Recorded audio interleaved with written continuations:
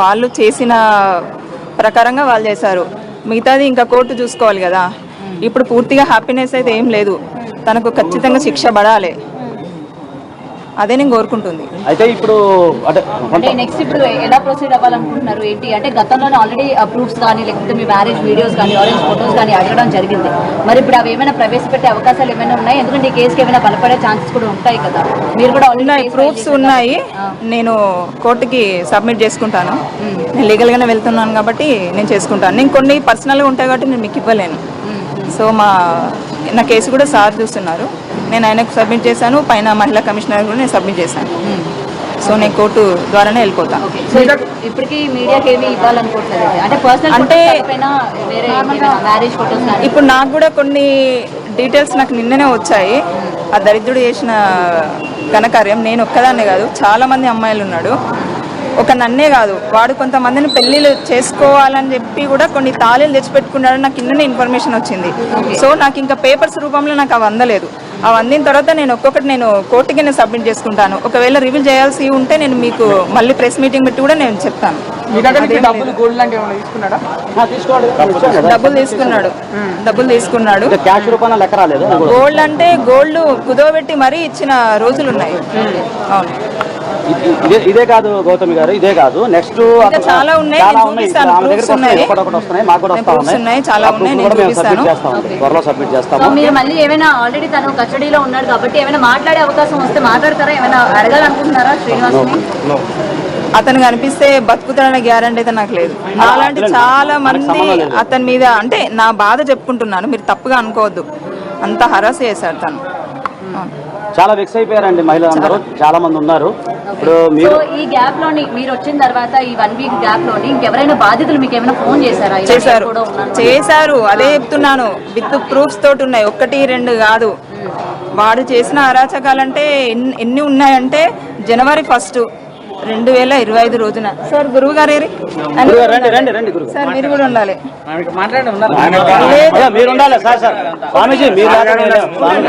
నేను ఇక్కడికి వచ్చి ఇంత ధైర్యంగా మాట్లాడుతున్నా అంటే ఫస్ట్ కారణం మా మామయ్య, మా అన్నయ్య, ఇంకో అన్నయ్య ఉన్నారు. నేను ఇక్కడికి వచ్చిన తర్వాత నన్ను ఇంకా ముందు తీసుకెళ్ళింది మా గురువు గారు, మా సార్, మా సాయికృష్ణ ఆజాద్ అడ్వకేట్ గారు. సో అందుకే చెప్తున్నాను, నాకు ఫోన్స్ వచ్చాయి. వాడు చేసిందంతా ఇంత కాదు. పాపం గురువు గారు కూడా సార్ కూడా తెలియదు, నేను చెప్పలేదు, నేను ఇప్పుడే రివీల్ చేస్తున్నాను. జనవరి 1 రోజున, ఇది ఎల్లూరు శ్రీనివాస్ ఖచ్చితంగా చూడాల్సిందే. జనవరి 1, 2025 రోజున కొంతమంది అమ్మాయిని పెళ్లి చేసుకోవాలని పసుగుమ్మలు తెప్పించాడు, తాళ్ళు తెప్పించాడు. అది ఎవరితోటి తెప్పించిండు, ఎక్కడ తెప్పించిండు అనేది ప్రూఫ్స్ కూడా నా దగ్గర ఉన్నాయి. అంతేకాదు అతను ఒక క్యాన్ పట్టుకుని తిరుగుతాడు, పెట్రోల్. ఆ 5 లీటర్ల క్యాన్ ఎక్కడిది, అందులో పెట్రోల్ ఎక్కడిది, వాడి దగ్గర ఉన్న ఫ్యాన్సీ ఫోన్ నెంబర్లు ఎక్కడివి, అవి ఎవరు ఇప్పించారు. అదే కాకుండా 5-6 బ్యాంక్ అకౌంట్స్ ఉన్నాయి, అవి ఎవరు ఇప్పించారు, ఎట్లా వచ్చినాయి, అన్నీ నా దగ్గర ఉన్నాయి. ఒక ఆడ కూతురు తన పుస్తెల్ కుదవబెట్టి లేదా అమ్మో డబ్బులేసింది దరిద్రునికి, ఆ అమ్మాయి నిన్న కాల్ చేసి ఏడ్చుకుంటూ మాట్లాడడం, అవన్నీ ప్రూఫ్స్ ఉన్నాయి. నేను తొందరలోనే సబ్మిట్ చేశాను. నేను అలాంటివి కూడా ఉన్నాయి, వాళ్ళు కూడా వస్తారు. ఆ బాధితులను నేను తీసుకొస్తాను. నేను గురువు గారు, మా సారు వాళ్ళ సమక్షంలో నేను తీసుకొచ్చి కూడా నేను మీకు పెడతాను. సమాజం మొత్తం ఉన్న డౌట్ ఒక్కటే, ఆయనకు నిజంగా మంత్రాలు వస్తాయా, ఎందుకు ఆడవాళ్ళు ఇంత తొందరగా లొంగుతున్నారు ఆయనకి అనేది డౌట్ ఒకటి ఉంది. అది ఒకటి చెప్పండి. అది నాకు కూడా ఉంది, డౌట్ ఉన్నాయి అని నాకు కూడా 50%. అదేదో వశీకరణ అదేదో అంటారు కదా. సో అట్లా సిగ్నేచర్ పెట్టడానికి గ్రీన్ సిగ్నేచర్ అంటే అసలు ఎందుకు పడిపోతున్నారు ఆడవాళ్ళు అట్లా? శ్రీనివాస్ అదే మెయిన్ ఇప్పుడు ఆలోచన. చాలా మంది మన జర్నలిస్ట్ మిత్రులందరూ కూడా రకరకాల ప్రశ్నలు నన్ను ఆ రోజు సంధించారు. ఎందుకంటే ఆ రోజు నాకు సమయం లేదు, కేవలం 10 నిమిషాలు మాత్రం నాకు టైం కేటాయించడం వల్ల నేను కూడా సరిగ్గా ఇన్ఫర్మేషన్ ఇవ్వలేకపోయా. సో ఆ రోజు కూడా కొంతమంది మిత్రులు ఏమడిగారంటే ఆమె ఫేస్ మీరు చూసారా, అంతే కదా. జనరల్గా ఏంటంటే ఇలాంటి సందర్భంలో వచ్చినప్పుడు చాలా మంది ఫేక్ కూడా వస్తుంటారని చెప్పి చెప్పడం జరిగింది.